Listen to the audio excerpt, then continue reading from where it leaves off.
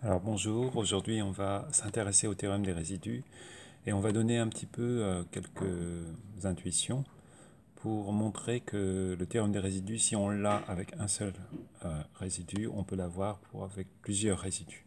Donc c'est un petit peu la relation de passage entre un théorème des résidus avec un seul résidu et plusieurs. Alors on regarde donc ce théorème-là, on a l'intégrale sur un lacet qui entoure plusieurs singularités, A1 jusqu'à AP, et on veut montrer que c'est égal à 2 et une somme des résidus de 1 jusqu'à P, sachant que f est une fonction qui est holomorphe sur C privé d'un certain nombre de points qui sont A1 jusqu'à AP. Donc on a un petit dessin. Mettons qu'on trace l'axe ici des abscisses et des ordonnées. Un certain nombre de résidus, ce sont les petits points là, A1, A2, etc. Et on va avoir un lacet qui entoure ces points, c'est-à-dire que A1 jusqu'à A2, AP figure à l'intérieur du lacet, que je note par exemple gamma. Bien, notre point de départ, ce sera de supposer qu'on a un théorème des résidus simplement avec un seul résidu, c'est-à-dire qu'on va avoir la chose suivante, c'est du moins ce qu'on va supposer, hein. On a une fonction qui est holomorphe sur 1, 1 privé, sur C privé de A1, et on a un beau lacet, que je vais noter gamma 1, qui est orienté de la façon suivante, et on supposera que l'intégrale sur gamma 1 de f de z dz est bien égale à 2 résidu de f en A1. Bien. Donc ça c'est le premier point, le point de départ. Et on va dire que f en fait ne comporte qu'une seule singularité à l'intérieur du lacet gamma 1. Mais si maintenant on suppose qu'on a une autre singularité qui est A2 et qu'on a le même résultat pour tout lacet qui entoure A2, sachant que l'intérieur du lacet ne comporte que la singularité A2. Donc on va prendre un petit cas particulier, on va prendre un lacet particulier. Je vais changer de couleur pour bien le marquer. Donc on va prendre un lacet qui entoure A2, mais qui vient s'appuyer sur le lacet gamma 1 à travers une petite partie en commun. Donc on prend de nouveau ce chemin-là et on a cette orientation du lacet rouge. Donc on a gamma 2 qui est là. La partie en commun, on va la noter, si on la note en noir, on va noter E, cette partie en commun. C'est ce qui est ici. Et vu l'orientation du premier lacet, on a E qui est orienté dans ce sens-là. Ce qu'on peut dire, c'est que en appliquant le premier résultat, on a l'intégrale de gamma 2 de f de z dz qui est aussi égale à 2 résidu de f en A2. Je vais prendre une zone de saisie pour afficher les choses un petit peu plus de façon plus économique.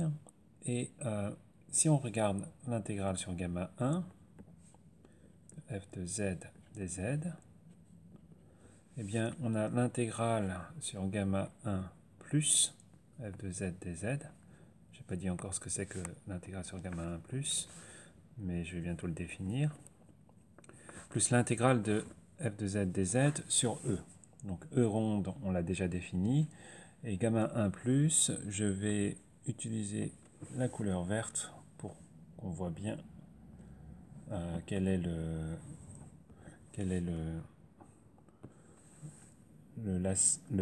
chemin que je considère. C'est ce petit chemin-là, orienté comme ça, avec donc ça s'appuie sur gamma 1,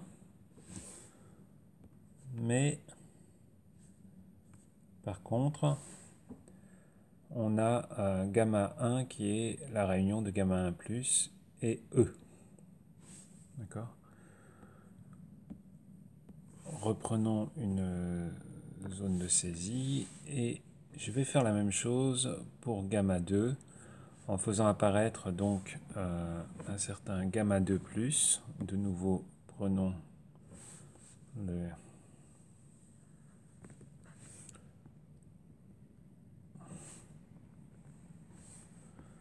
alors reprenons de nouveau le chemin vert et je vais noter ça gamma 2 plus et on va avoir donc la chose suivante: l'intégrale sur gamma 2 de f de z dz, c'est l'intégrale sur gamma 2 plus de f de z dz. Alors, plus quoi? Plus cette partie en rouge là, la partie en rouge qui figure dans la partie commune. Et ce